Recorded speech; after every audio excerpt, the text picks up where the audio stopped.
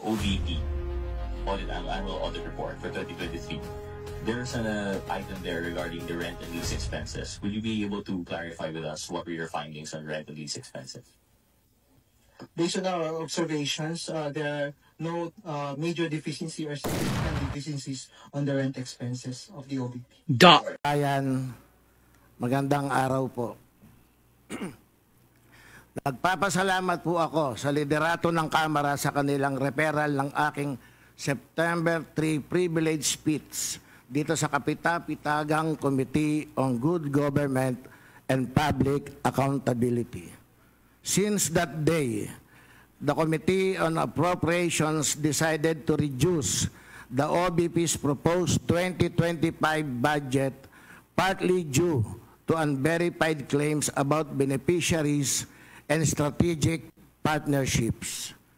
Ang pagtanggi ni Vice President Sara Duterte na sagutin ang mga tanong tungkol sa kanyang panukalang budget at ang questionable niyang paggastos sa mga nagdaang OVP budget na sinita ng Commission ng Audit ang mga dahilan kung bakit tayo narito ngayon. She expressly rejected any questions about the OVP budget even before those questions were put forward. Her claim of leaving it to the House to do what it thinks is right is just a palusot, a smokescreen, a cover because she does not want to provide proof for the numbers she stated in her PowerPoint presentation. The OVP socioeconomic programs are supposedly for implementation in the National Capital Region only. The OVP budget do not indicate any allocation or distribution for the provinces. Mahigit 3 weeks na po mula nung unang OVP budget hearing. Pero hanggang ngayon, hindi pa rin nagsusumiti si VP Sara o sino man sa Office of the Vice President ng solidong dokumento o detalye na magpapatunay sa mga sinasabi nila sa kanilang presentasyon. She expected us to take at face value the figures in her presentation when there is much reason for us here in Congress to doubt the veracity of the figures in the presentation. We have not seen any paper trail or electronic trail that would serve as evidence of beneficiaries and partnership agreements. Kung totoong may mga beneficiaries, imposibleng hindi mabalitayan ng masino mang district congressman sa Metro Manila, lalo pa tinatayang 2 milyong beneficiaries ang nakinabang sa loob ng 2.5 taon at ang halaga ng pondo ay halos 4 billion pesos para sa 2022, 2023 at 2024. Our field offices for constituency relations will know when such massive amounts are being disbursed and when throngs of peoples line up as beneficiaries because these activities need the participation of local government units and their offices. Umaasa akong maliwanagan at mabigyan ng tamang impormasyon ng mga resource person mula sa Commission on Audit, mga LGU sa National Capital Region at ng mismong Office of the Vice President hinggil sa mga kaduda-dudang paggastos ng pondo ng bayan. If they have evidence of how the OVP spent the budgets on socio-economic programs from July 22 to the present, I hope they will be entered into evidence after the resource person are sworn to tell the truth and nothing but the truth.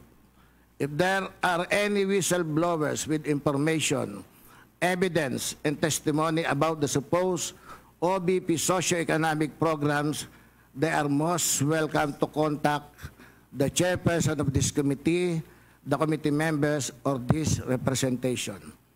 Maraming salamat. Interesado, hindi lamang po tayo, yung publiko po, interesado kung paano po ito nagamit. Kaya yun po ang dahilan why this committee has jurisdiction over the subject matter. But Mr. Yes, Chair, Congressman Marcoleta. Mr. Chair, under Section 5 there should be a record of preliminary determination. It says that the proceedings in the preliminary investigation or determination shall be recorded through stenographic notes. What you were mentioning are motu proprio cases. I am assuming that this committee started by way of a referral because of a privileged speech delivered on the floor by one of us.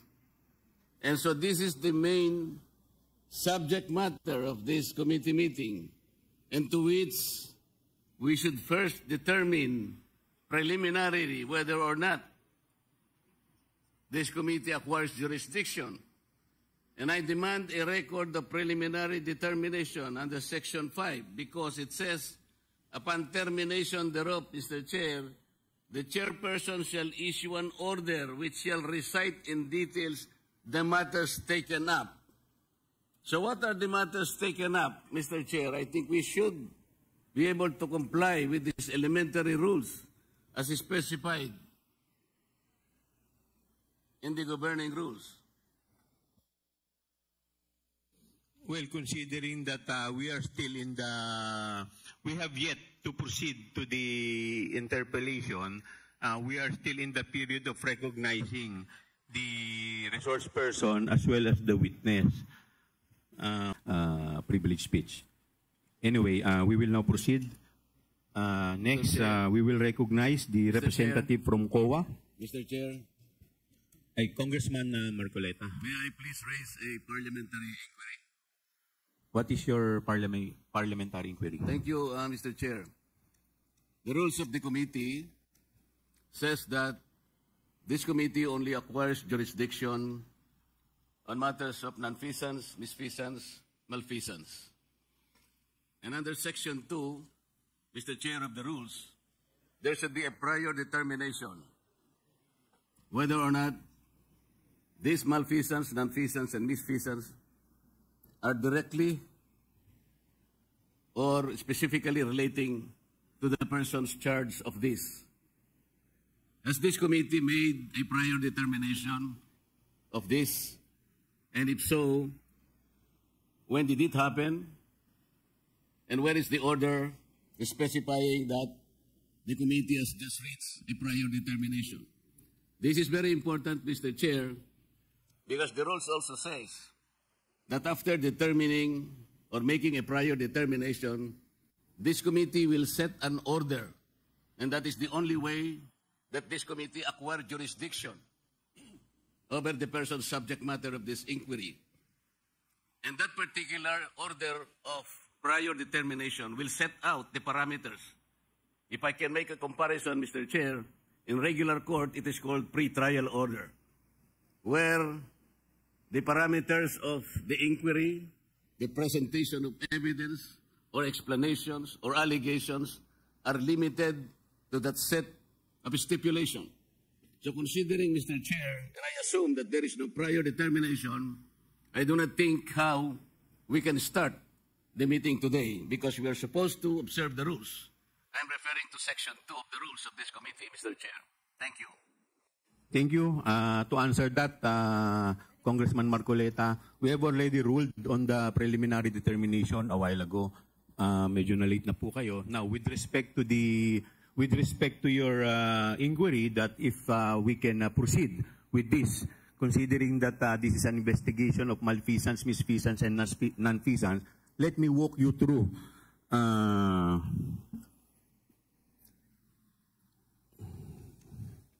Let me walk you through the definition of good government and public accountability. It provides that all matters directly and principally relating to malfeasance, misfeasance, and nonfeasance in office committed by officers and employees of the government in its political subdivision and instrumentalities, inclusive of investigations of any matter of public interest on its own initiative or upon order of the House. For the information of everybody, the issue on confidential fund is a matter of public interest. Lahat po tayo ay interesado, hindi lamang po tayo, yung publiko po, interesado kung paano po ito nagamit. Kaya yun po ang dahilan why this committee has jurisdiction over the subject matter.